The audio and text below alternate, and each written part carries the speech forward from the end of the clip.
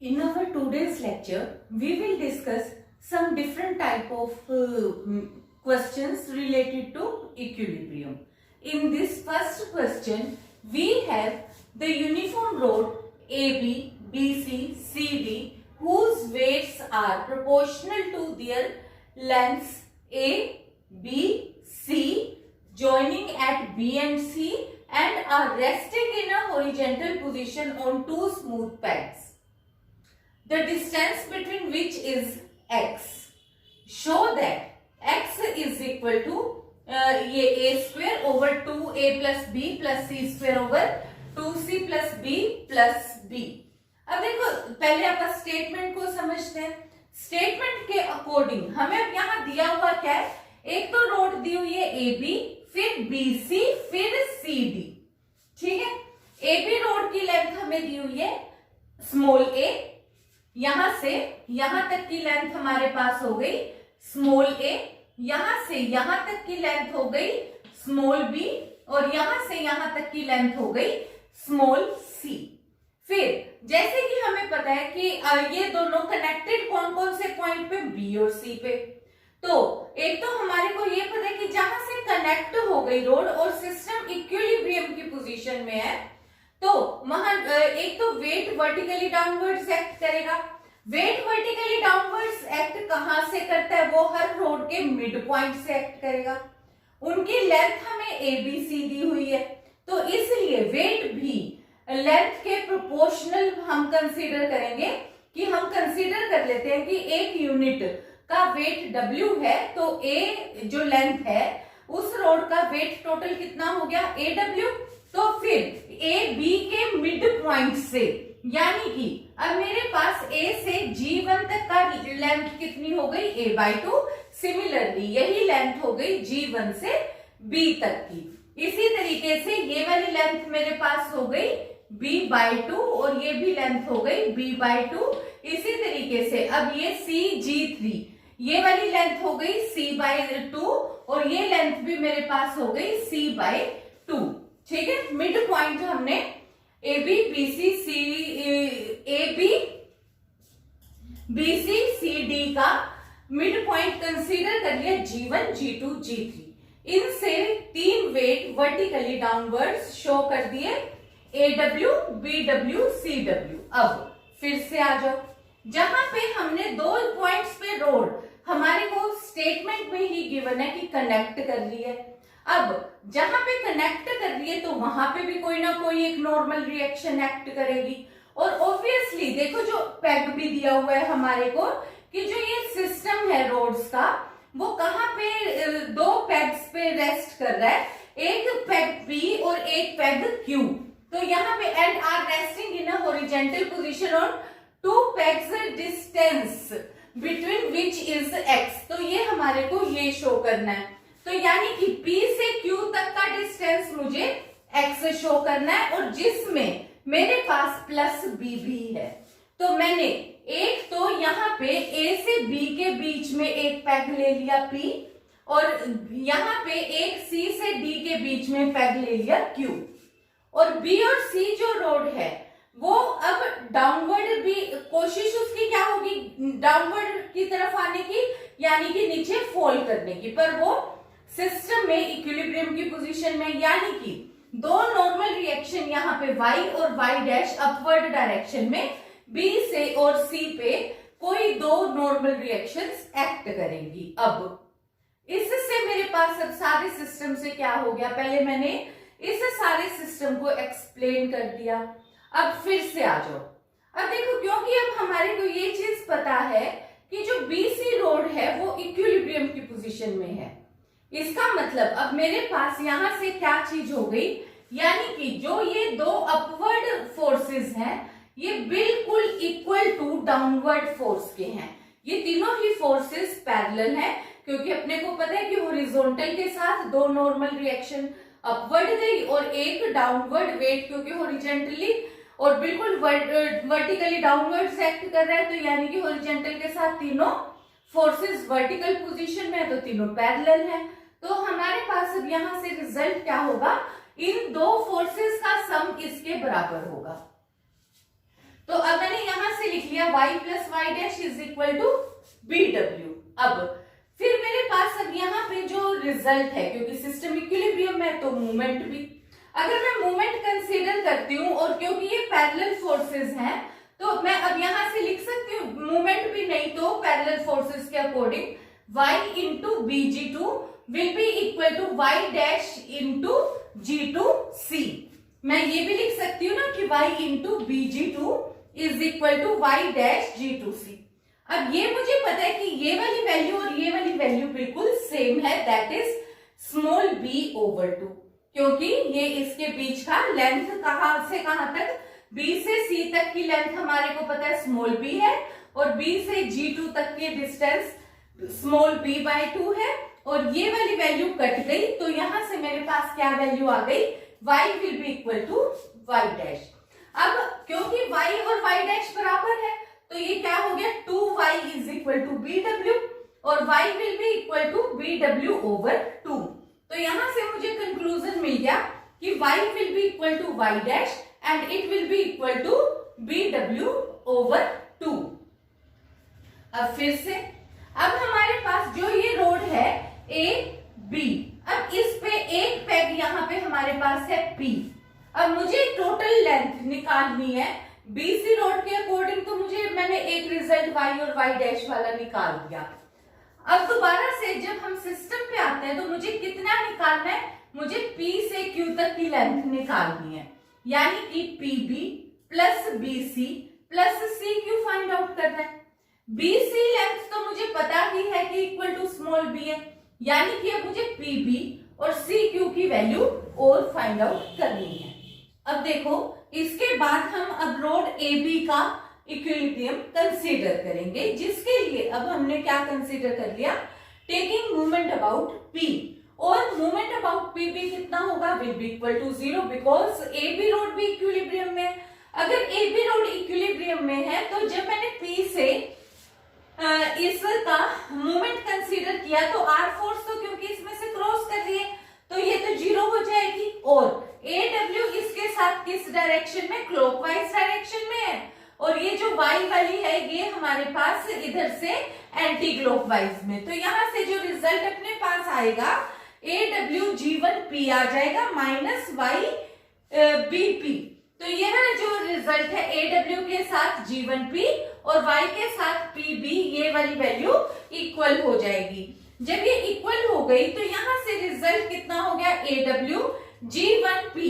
अब देखो ये G1P कितना है, क्योंकि P से B तक का डिस्टेंस मैंने कंसीडर किया हुआ है x1, ठीक है, ये देखो ये मैंने x1 कंसीडर किया हुआ है, और ये मुझे पता ही है कि ये डिस्टेंस a ओवर 2 है, तो यहां तक का डिस्टेंस मेरे पास ये वाला जो डिस्टेंस है ये कितना आ गया, a ओवर 2 माइनस x1, तो ये आ गया a over 2 minus x1 equal to, फिर यहां से रिजल्ट y की वैल्यू मैंने कितनी निकाली हुई है, BW ओवर 2, और साथ में वैल्यू कितनी हो गई BP, जो की वैल्यू है x1 की। जो कुछ कटता था जैसे ये W कट गया और सोल्व किया x1 की वैल्यू इकट्ठी करके, तो x1 की वैल्यू मेरे पास आ गई a square over 2a plus b, और जो की वैल्यू है मेरे पास PB की। अब इसी तरीके से जब मैंने मूवमेंट लिया अबाउट C रोड का इक्विलिब्रियम के लिए CD रोड को कंसीडर किया और मूवमेंट अबाउट Q कंसीडर किया, तो जब मैं अब ये Q के अकॉर्डिंग लूंगी रिजल्ट तो यहां से मेरे पास कितना आ जाएगा, y dash into CQ will be equal to CW Q G3, ठीक है।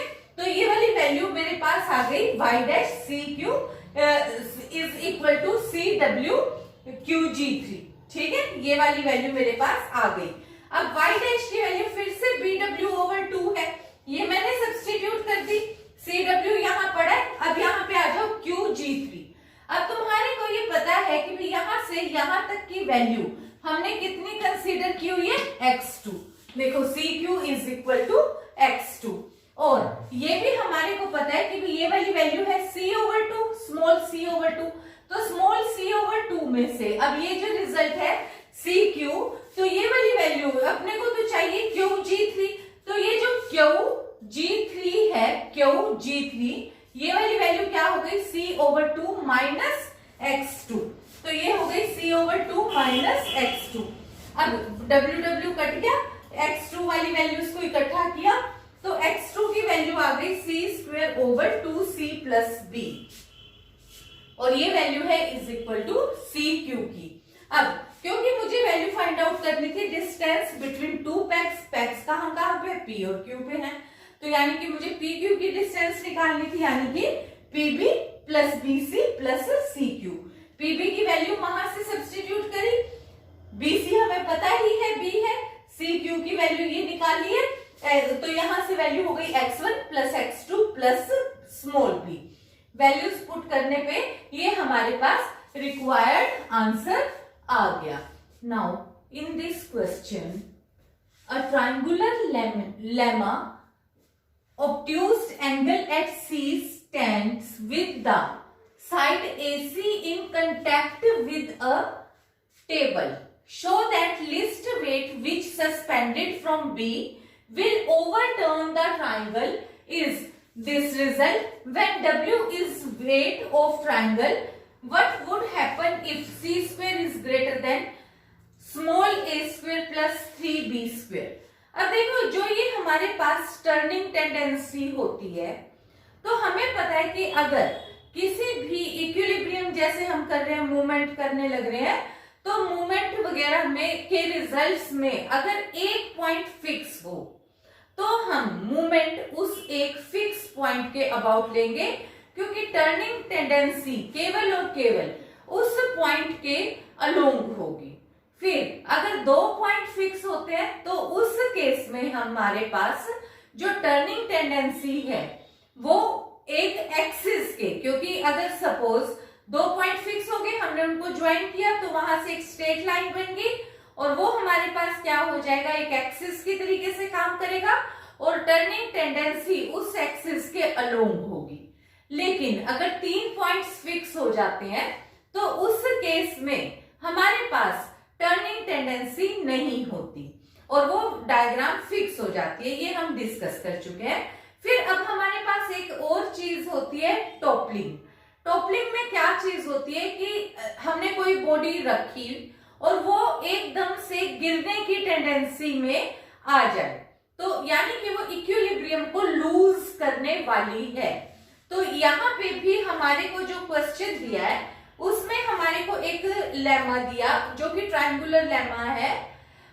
तो यहां से मैंने एक ए, बी और सी एक ट्रायंगल बनाई जहां पे सी पे ऑब्ट्यूज एंगल दिया है, यानी कि ग्रेटर देन 90 डिग्री दिया हुआ है, और ए सी जो बेस मुझे दिया हुआ है वो टेबल के ऊपर स्टैंडिंग पोजीशन में है, मतलब टेबल के ऊपर वो चीज ए सी टच कर रही है। तो यानी कि जो ये टेबल के ऊपर टच कर रही है, यानी कि ये तो रेस्टिंग पोजीशन में, और बी पॉइंट ऑब्ट्यूज एंगल की वजह से, यानी कि अब ये देखो ये ट्रायंगल टेबल से बाहर का पॉइंट हो गया।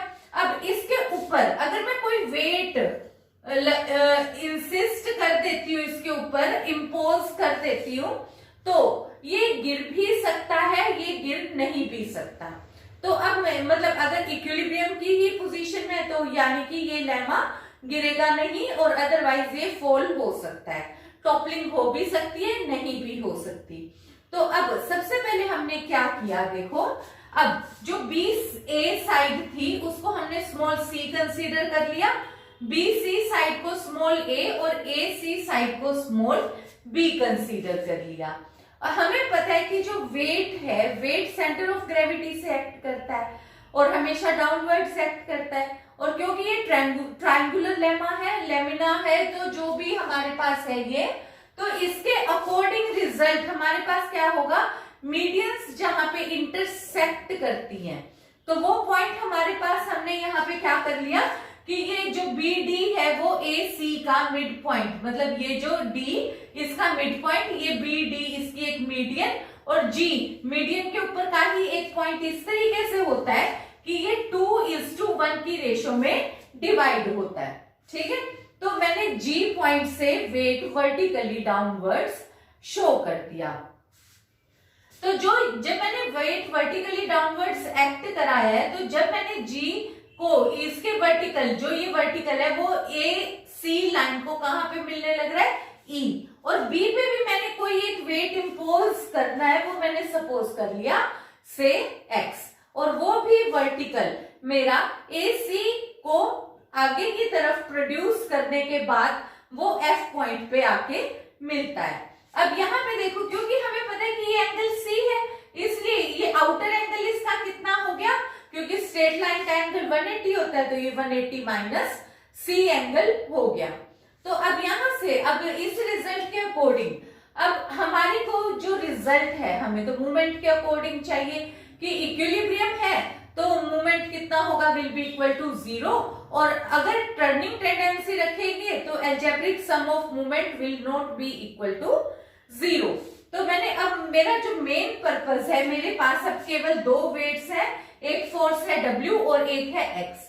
तो जो ये W है, तो मैंने सेंटर ऑफ, मतलब जो मूवमेंट है वो इस C पॉइंट के अबाउट अगर मैं ले लेती हूं तो मेरे पास कितना आएगा, देखो जो ये X है ये इसके साथ मेरी एंटी क्लॉकवाइज और W क्लॉकवाइज जा रहा है, तो यानी कि मेरे पास कितना आना चाहिए, x into F C should be equal to W into CE.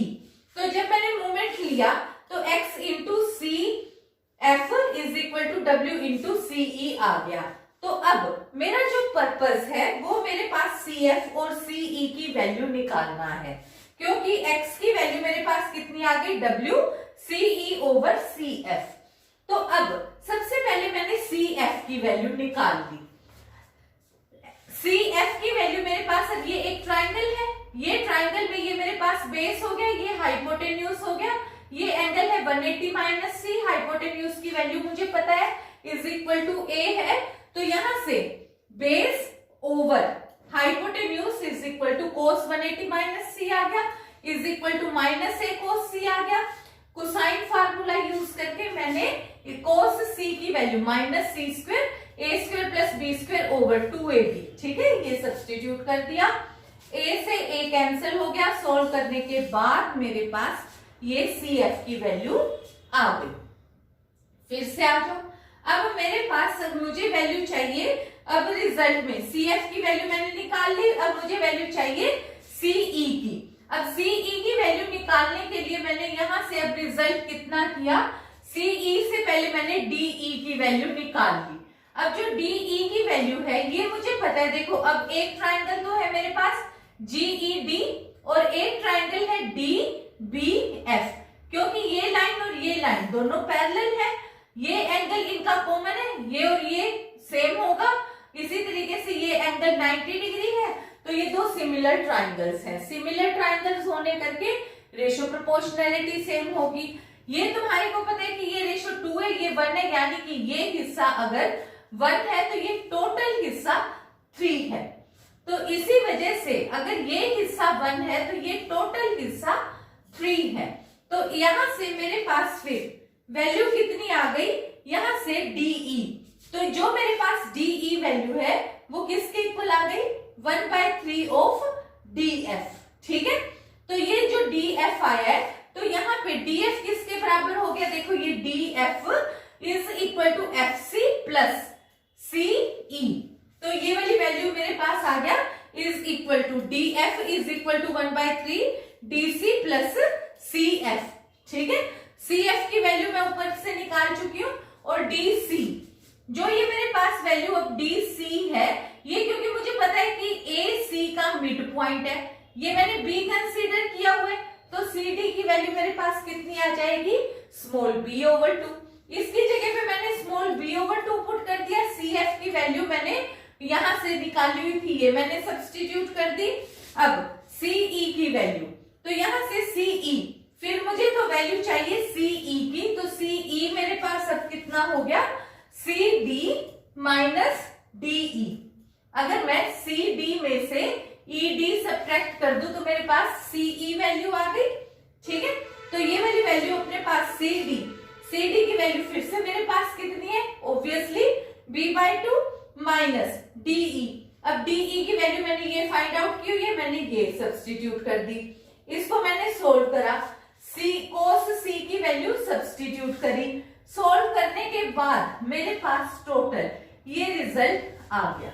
ठीक है, अब फिर से मैंने अब यहाँ पे इस वैल्यू को Ce और Cf की वैल्यू को यहाँ दोनों में इस इक्वेशन में सब्स्टिट्यूट करके जो कुछ कटता था काटने के बाद सॉल्व किया तो मेरे पास ये रिक्वायर्ड आंसर आ गया। तो यानी कि मैं इसके ऊपर अगर मुझे बैलेंस रखना है तो मैं इतना वेट इसके ऊपर रख सकती हूँ। तब तक तो ये वेट हमारे पास मतलब इक्विलिब्रियम की कंडीशन में रह सकता है, लेकिन अगर यहाँ पे भी रिजल्ट में मेरे पास अब ये चीज हमारे को फिर कहा हुआ है कि if C square is greater than A square plus 3b square. देखो अगर सी स्क्वेयर इस रिजल्ट से बड़ी हो जाएगी तो उस केस में हमारे पास जो ये सीई वैल्यू है ये कैसी हो जाएगी, ये नेगेटिव हो जाएगी। नेगेटिव का मतलब हो गया आउटसाइड हो जाएगी। आउटसाइड हो गया तो यानी कि हमारा जो लेमा है उसको किसी भी वेट की के लिए वेट करने की मतलब वेट का मतलब है फोर्स के लिए वेट करने की जरूरत ही नहीं पड़ेगी और लेमा हमारा अपने आप से ही गिरने की यानी कि फॉल डाउन की टेंडेंसी रखेगा। तो ये अपने पास हमारे से पूछा था व्हाट वुड हैपन इफ, तो यानी कि हमारे पास है Ce will be negative and no weight is needed and lamina shall be turned by itself. So that is all for today. Thank you.